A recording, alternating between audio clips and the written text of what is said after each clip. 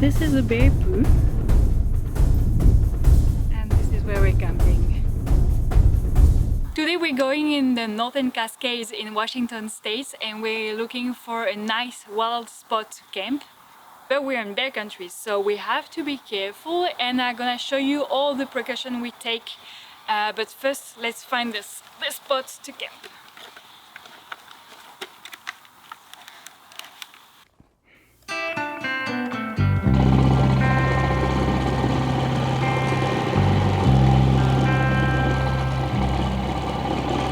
Riding out the waves, all the ebbs and flows used to bring me down. I'm stronger now, used to toss me about.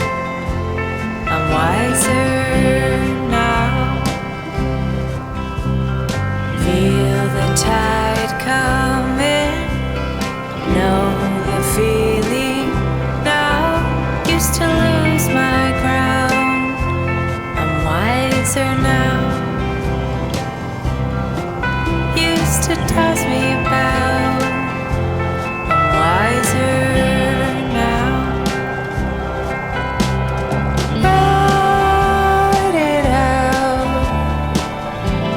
ride it out, ride it out, ride.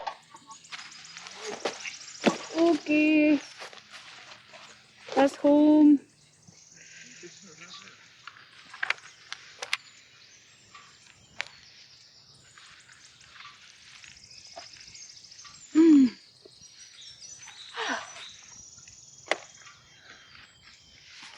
It's nice. The view is very cool.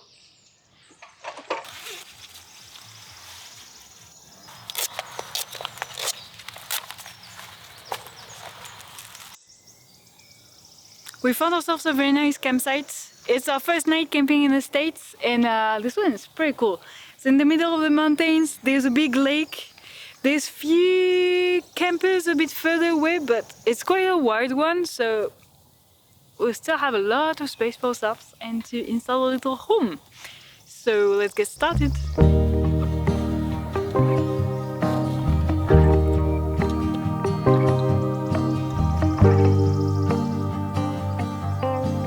Free flowing, sailing with the wind, not knowing how this story ends.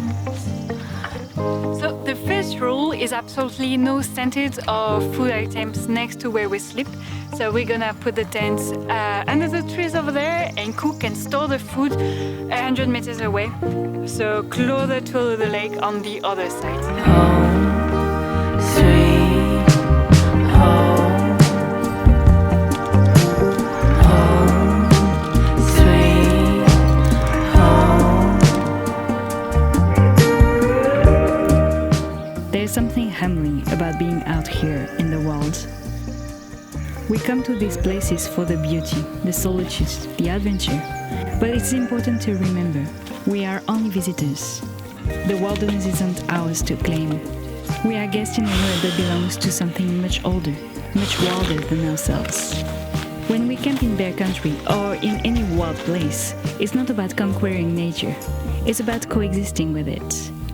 Let's go and sail with the landscape. The animals, the trees, even the mountains, they've been here long before we arrived, and they will remain long after we're gone. I really like the patches of yellow that started among these trees. It's up to us to show respect. That means leaving no trace, keeping our food out of reach and being mindful of our presence. Bird and other wildlife don't see us as visitors. They see us as part of their world, a world we must tread lightly in. Respecting the world isn't just about safety, it's about honor. I was about to go and see if I could find some mushroom, and that made me think, bear spray. We do have a bear spray, which is basically just a pepper spray for bears. This one have been given to us by someone who was about to leave the country because you cannot fly with that, obviously. It's good to have one. I have no idea how much it costs. It's good to know how it works. So basically, just take off the security, so this piece of plastic goes off, and then you spray. And you have to be quite close to the bear, I believe. I've never had to use it, but just good to have it. We always have it next to the tent when we sleep, or when I go like that, walk in the woods, I have it on me.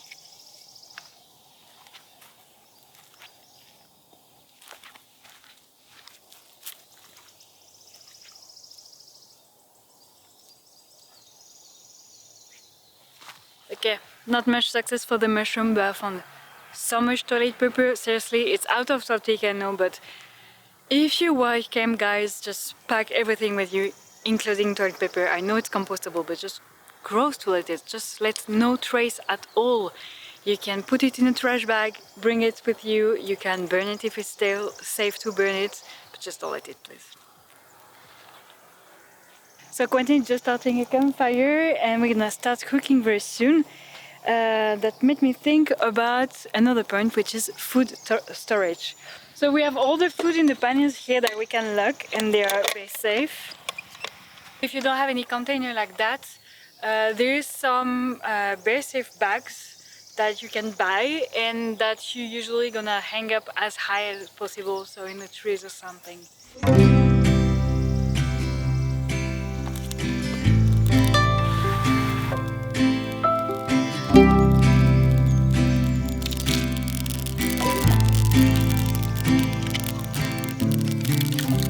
Okay, and one more thing, I'm not sure about it, so don't believe everything I say, but I believe that a campfire, the smell of a campfire would scare bears, because I don't think bears want to meet humans.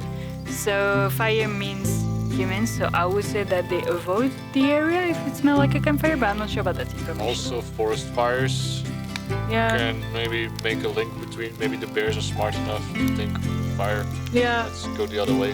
I feel safer with a fire, that's for sure, but I've never seen it in other recommendation, that's just a thought.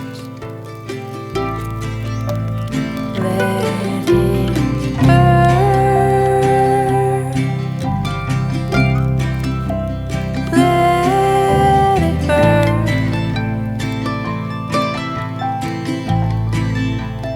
Let it burn.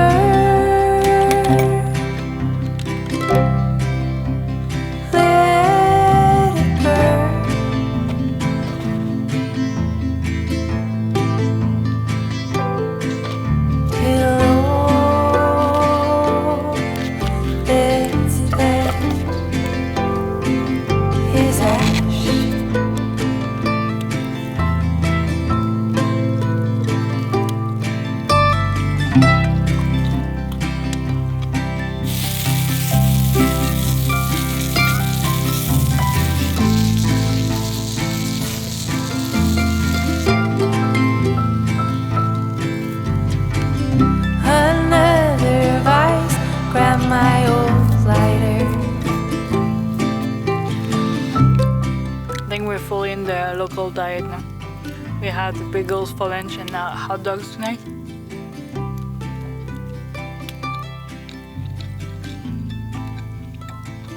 Welcome in America. There's something quite thrilling about being in such a remote and wild place. I think that's why I love camping so much. You're really immersed in the raw beauty, kind of part of it.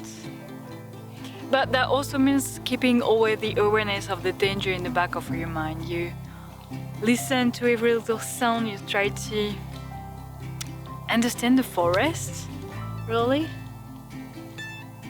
When we were in northern BC in Canada and Yukon, it was quite common to see 5 or 6 bears per day, but that was always on the side of the roads, never while camping. But still, we knew that the danger was still always here, so we stayed very cautious about it.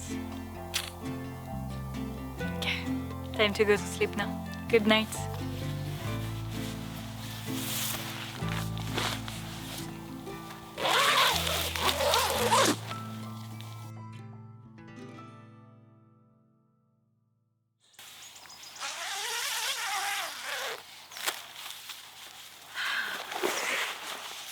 Good morning.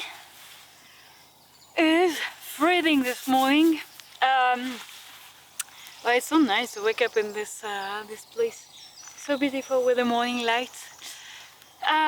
We had a good night. No weird noises, no bear attacks. So pretty successful first camping in the States. Thank you for watching this video. We're just starting the crossing of the States on motorbike. So if you like my work, please consider subscribing. And if you have the ability, I also have a Patreon page where I share some behind the scene and exclusive content. So yeah, thank you for watching and I see you next week. Cheers! Trusting your instincts, realize that knowing looks different to each.